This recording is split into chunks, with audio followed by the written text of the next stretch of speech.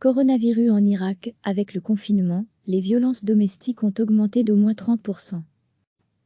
On entend les cris déchirants de Malak, 20 ans, alors que sa mère réclame de la morphine.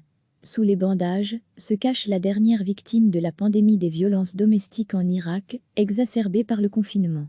Ces dernières semaines, alors que les familles s'enfermaient chez elles sur ordre d'un gouvernement inquiet à l'idée de voir ses hôpitaux indigents trop vite, débordés par des malades du Covid-19, militants et fonctionnaires internationaux n'ont cessé de voir grossir leur triste décompte. Il l'a regardé brûler pendant 3 minutes en une semaine, on a dénombré le viol d'une femme handicapée, des violences conjugales, des brûlures infligées à soi-même ou à autrui, des mutilations de femmes battues, des mineurs abusés sexuellement et un suicide, entre autres crimes, selon les agences onusiennes opérant en Irak. Malak al-Zubeidi voulait seulement recevoir sa famille en visite, raconte Alafana Edouard, la militante des droits des femmes la plus active d'Irak depuis des décennies. Cela faisait 8 mois que son mari, policier, le lui refusait, alors le 8 avril, emportée par l'émotion, elle a menacé de s'immoler par le feu. Son mari lui a répondu « Vas-y, fais-le » et elle l'a fait, continue Anna Edouard.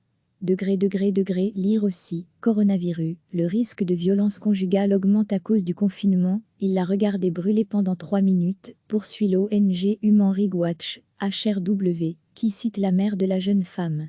Et ne l'a emmenée à l'hôpital qu'1 heure après. 10 jours plus tard, la jeune femme est décédée. À travers le pays, depuis le début du confinement, les violences domestiques ont augmenté de 30% et même de 50% dans certains endroits, assure Alaf le chef de la section de police en charge des affaires familiales, le général Gali Batiya. Pour Anna Edouard, c'est parce que le confinement a privé des milliers de chefs de foyer d'occupation et surtout de revenus et leur progéniture d'école.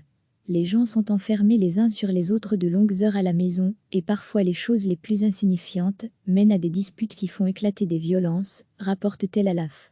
Dans la province de Wassi, frontalière de l'Iran à l'est, c'est un médecin de 58 ans qui a tué son épouse parce qu'elle refusait de le laisser vendre une terre à son nom pour s'accaparer l'argent, rapporte Alaf Saja Hussein, avocat des droits humains. Il nous dit que c'est pour nous éduquer à Samara, au nord de Bagdad, c'est le visage d'une fillette de 10 ans en larmes qui a secoué les réseaux sociaux. Les 2 bras cassés sous les coups de son père, Saba suppliait « Je ne veux plus voir mon père, il me tape tous les jours ». Il nous dit que c'est pour nous éduquer, renchérit sa mère, divorcée. Retrouver tout notre dossier sur le coronavirus éduquer et punir, ce sont les mots sur lesquels peuvent jusqu'ici jouer les juges, tant la loi est peu claire dans un pays où pourtant, selon l'ONU, 46% des femmes mariées disent avoir été victimes de violences domestiques, pour un tiers d'entre elles de violences physiques et sexuelles.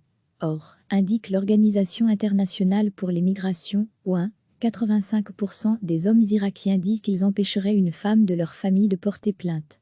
Quant aux femmes, elles sont 75% à affirmer qu'elles n'iraient pas parler à la police, de peur de nouvelles violences, ou d'être vues et ostracisées ensuite. À cela s'ajoute le fait que le manque de foyers ou de structures d'accueil force généralement les policiers à proposer aux femmes ayant porté plainte la prison comme hébergement alternatif. L'impasse est totale en face, les auteurs de violences ont généralement le droit avec eux, car l'article 41 du Code pénal irakien donne le droit légal au mari de punir sa femme et ses enfants dans les limites du droit et de la coutume et prévoit, comme dans d'autres pays de la région, des peines allégées pour les crimes dits d'honneur.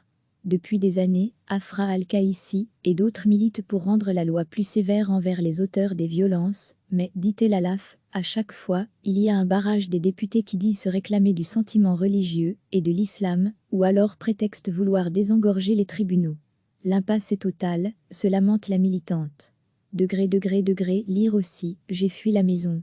Avec le confinement, la vie était devenue intenable, on ne devrait pas avoir besoin d'une pandémie pour que les députés s'occupent de l'autre pandémie, celle des violences domestiques, s'alarme Belkiwi, de HRW. Car s'ils ne le font pas, il y aura plus de morts. Et surtout plus d'impunité. Dans le cas de Malak, par exemple, si son mari, son beau-père et un oncle par alliance ont bien été arrêtés, il pourrait ne risquer que 6 mois de prison pour non-assistance à personne en danger. Et surtout, comme souvent en Irak, il pourrait court-circuiter la justice, car ce sont généralement les tribus qui règlent les histoires familiales. Les clans de Malak et de son époux pourraient organiser un conseil et décider du prix du sang, ou surtout du poids de l'honneur de chacun dans cette affaire. Recevez, chaque matin, l'essentiel de l'actualité. On entend les cris déchirants de Malak, 20 ans, alors que sa mère réclame de la morphine. Sous les bandages se cache la dernière victime de la pandémie des violences domestiques en Irak, exacerbée par le confinement. Ces dernières semaines, alors que les familles s'enfermaient chez elles sur ordre d'un gouvernement inquiet à l'idée de voir ses hôpitaux indigents trop vite, débordés par des malades du Covid-19, militants et fonctionnaires internationaux n'ont cessé de voir grossir leur triste décompte. Il l'a regardé brûler pendant 3 minutes en une semaine, on a dénombré le viol d'une femme handicapée, des violences conjugales, des brûlures infligées à soi-même ou à autrui, des mutilations de femmes battues, des mineurs abusés sexuellement et un suicide, entre autres crimes, selon les agences onusiennes opérant en Irak. Malak al-Zubeidi voulait seulement recevoir sa famille en visite, raconte Alafana Edouard, la militante des droits des femmes la plus active d'Irak depuis des décennies. Cela faisait 8 mois que son mari, policier, le lui refusait, alors le 8 avril, emportée par l'émotion, elle a menacé de s'immoler par le feu. Son mari lui a répondu « Vas-y, fais-le » et elle l'a fait, continue Anna Edouard. Lire aussi, coronavirus, le risque de violence conjugale augmente à cause du confinement, il l'a regardé brûler pendant 3 minutes, poursuit l'ONG Human Rights Watch, HRW, qui cite la mère de la jeune femme. Et ne l'a emmenée à l'hôpital qu'1 heure après. 10 jours plus tard, la jeune femme est décédée.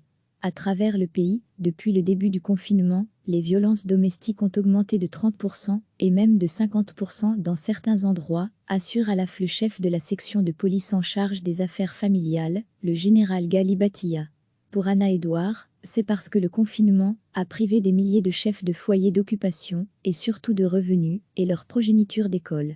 Les gens sont enfermés les uns sur les autres de longues heures à la maison, et parfois les choses les plus insignifiantes mènent à des disputes qui font éclater des violences, rapporte Tel Alaf. Dans la province de Wassi, frontalière de l'Iran à l'est, c'est un médecin de 58 ans qui a tué son épouse parce qu'elle refusait de le laisser vendre une terre à son nom pour s'accaparer l'argent, rapporte Alaf Saja Hussein, avocat des droits humains. Il nous dit que c'est pour nous éduquer à Samara, au nord de Bagdad, c'est le visage d'une fillette de 10 ans en larmes qui a secoué les réseaux sociaux. Les 2 bras cassés sous les coups de son père, Saba suppliait « Je ne veux plus voir mon père, il me tape tous les jours ». Il nous dit que c'est pour nous éduquer, renchérit sa mère, divorcée. Retrouver tout notre dossier sur le coronavirus éduquer et punir, ce sont les mots sur lesquels peuvent jusqu'ici jouer les juges, tant la loi est peu claire dans un pays où pourtant, selon l'ONU, 46% des femmes mariées disent avoir été victimes de violences domestiques, pour un tiers d'entre elles de violences physiques et sexuelles. Or, indique l'Organisation internationale pour les migrations, OIM, 85% des hommes irakiens disent qu'ils empêcheraient une femme de leur famille de porter plainte. Quant aux femmes, elles sont 75% à affirmer qu'elles n'iraient pas parler à la police, de peur de nouvelles violences, ou d'être vues et ostracisées ensuite.